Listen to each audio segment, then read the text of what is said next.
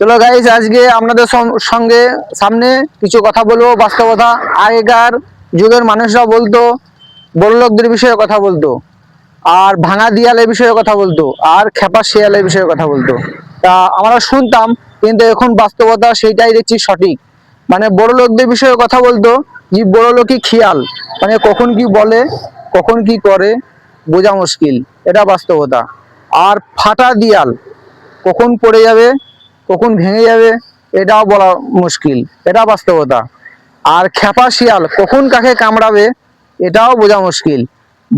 মানে বাস্তব বর্তমান আমার গ্রামে একটা বয়স্ক মহিলাকে শিয়ালে কামড়িয়েছে। এমন কামড় তাকে কামড়িয়েছে, আঙুল অর্ধেক খেয়ে নিয়েছে, এখানে কামড়িয়ে গোস্ত খেয়ে নিয়েছে। সেই লোকটা অলরেডি কান্দি মহকুমা হসপিটালে ভর্তি আছে।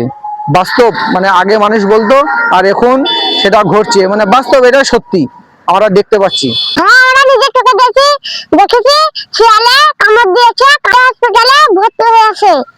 কাজটা ভালো লাগলে লাইক শেয়ার করবেন।